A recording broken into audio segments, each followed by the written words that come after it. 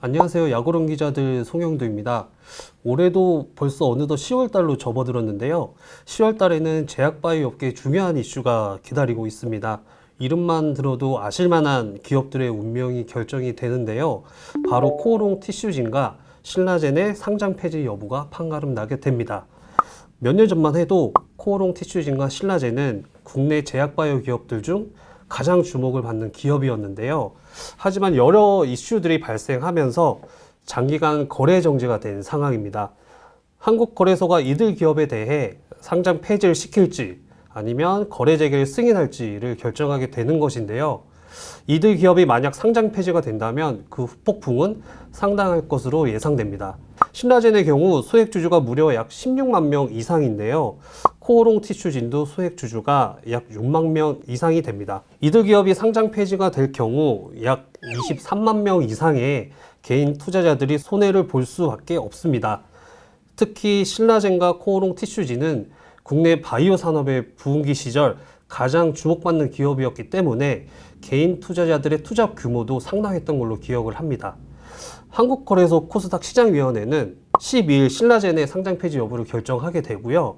코오롱 티슈진의 경우 25일 각각 상장 폐지 여부를 결정하게 됩니다. 시장과 업계가 전망하는 이들 기업의 상장 폐지 여부에 대해 얘기해 보고자 하는데요. 먼저 코오롱 티슈진에 대해 얘기를 해볼까 합니다. 코오롱 티슈진은 두 가지 이유로 상장 적격성 실질 심사 대상이 된 바 있는데요. 먼저 세계 최초 골관절염 치료제로 허가받았던 인보사가 허가 당시와는 다른 성분이 확인되면서 허가 자체가 취소가 됐고요. 이로 인해서 상장 적격성 실질 심사 대상이 됐습니다. 또 하나는 전 임원의 27억 원 규모의 횡령 사건이 알려지게 되면서 다시 한번 상장 적격성 실질 심사 대상이 됐습니다. 지난해 7월 기업심사위원회는 1년간의 개선 기간을 부여를 했고 지난 8월 31일 날 그 기간이 종료가 됐습니다. 이에 따라 코오롱 티슈진 측은 9월 23일 개선 계획 이행 내역서를 제출한 상태고요. 이에 따라 10월 25일 상장 폐지 결정을 하게 됩니다. 코오롱 티슈진은 상장 재개를 위한 준비를 그동안 철저하게 마친 상태인데요. 여러분들은 어떻게 좀 전망을 하시나요? 거래소 측이 코오롱 티슈진에 대해 어떤 결정을 내리게 될까요? 조심스럽지만 시장과 업계에서는 거래 재개에 대한 분위기가 상당히 조성됐다고 보고 있습니다. 긍정적으로 보고 있는 것인데요. 그 이유는 무엇일까요?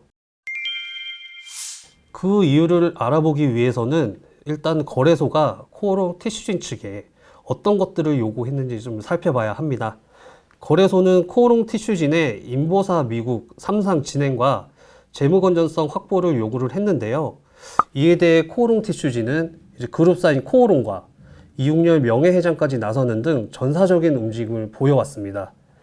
중단됐던 인보사 미국 3상은 지난해 12월 다시 재개가 된 상태고요. 인보사 임상에 쓰일 연구 개발비를 위한 자금 마련에도 성공했다는 평가를 받고 있습니다. 코오롱 그룹은 코오롱 티슈진을 위해 지난해 8월 355억 원 그리고 올해 8월 338억 원 규모의 유상증자에 참여를 했습니다. 이 과정에서 이웅렬 명예회장은 사재로 약 100억 원 정도를 출연을 했고요. 시장에서는 이런 부분들을 높게 평가하고 있는 분위기입니다. 코오롱 티슈진을 끝까지 책임지고 끌고 가겠다는 의지가 확고한 것을 보여주는 것이라는 게 그 대체적인 평가입니다. 특히 증권사, 자산운용사 등에서 한 10여 년간 종사한 관계자는요, 거래소가 이런 요소들을 굉장히 중요하게 판단한다고 강조를 했습니다. 상장 폐지 심사를 앞두고 핵심 경영진과 그룹사까지 발벗고 나서 기업 정상화에 나서려는 움직임은 거래소에 긍정적인 시그널을 줄 수 있다고 내다봤습니다. 그럼 신라젠 얘기로 좀 넘어오면요. 신라젠도 거래 재개를 위한 노력들을 충분히 했다는 평가를 받고 있습니다. 올해 초 거래 재개를 기대를 했지만 단일 파이프라인이라는 점이 지적받으면서 거래 재개에 좀 실패한 바 있는데요. 이에 따라 신라젠은 그동안 파이프라인 도입에 총력을 기울여 왔습니다. 최근 스위스 제약사 바실리아로부터 항암 후보 물질을 도입하는 데 성공했습니다. 업계 일각에서는 신라젠이 신규 파이프라인 도입에 난항을 겪을 것이라는 예상도 제기를 했었는데요. 이런 예상을 뛰어넘고 후속 파이프라인 도입에 성공한 것입니다. 사실 저도 뭐 취재 과정에서 신라젠이 추가 파이프라인 확보하기에는 좀 어려울 것이다 라는 얘기를 좀 많이 들었었는데요. 사실 뭐 그런 예상과는 다르게 후속 물질 도입에 성공을 한 셈이죠. 이번 그 신규 물질 도입은 바실리아가 항생제 사업에 집중하기로 하면서 항암제 사업부를 정리를 했고요. 그 과정에서 이제 파이프라인들을 이제 판매를 한 것인데요. 신라젠과 함께 이제 영국 바이오 기업이 당시 이제 후물질을 도입하기 위해서 뛰어들었던 것으로 알려져 있습니다. 그런데 이제 신라젠이 항암제 임상 3상을 진행했던 경험들이 부각되면서 아마 그 파이프라인을 도입할 수 있었던 것으로 지금 알려지고 있습니다. 신라젠은 뭐 신규 파이프라인 도입으로 이제 거래소가 요구했던 그 조건들을 성공적으로 이행했다고 자체적으로 판단을 하고 있습니다. 여기에 이제 기존 대표였던 장동택 대표를 김재경 전 랩지노믹스 창립자로 교체를 했고요. 글로벌 제약스 출신 마승현 상무가 임상 책임자로 합류했습니다. 이 부분에서 이제 제약바이오 전문성을 확보했다는 평가를 받는데요. 업계는 신라젠 역시 이제 거래소 요구 조건을 충실히 이행한 만큼 거래 재개가 유력한 것으로 이제 보고 있습니다. 여기에 이제 업계에서는 거래 재개 여부가 먼저 결정되게 되는 신라젠 사례가 코오롱 티슈진에게도 상당한 영향을 끼칠 것으로 보고 있습니다. 뭐 거래 정지 사유는 각각 다르지만 신라젠이 거래 재개에 성공한다면 비슷한 처지의 코오롱 티슈진에 대한 거래 재개 여부에도 영향을 줄 수밖에 없다는 판단입니다.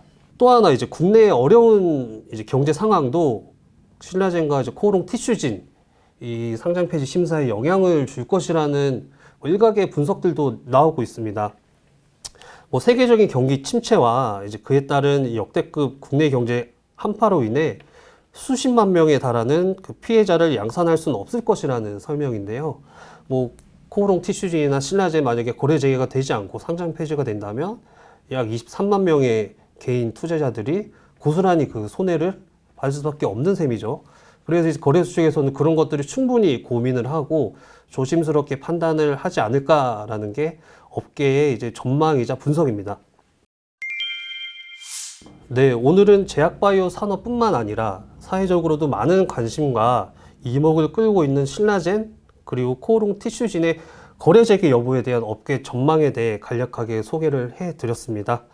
오늘 말씀드린 포인트들이 실제로 향후에 어떻게 작용할지 저도 궁금하고요. 여러분들은 어떻게 판단하시나요? 야구론 기자들의 송영도였습니다. 감사합니다.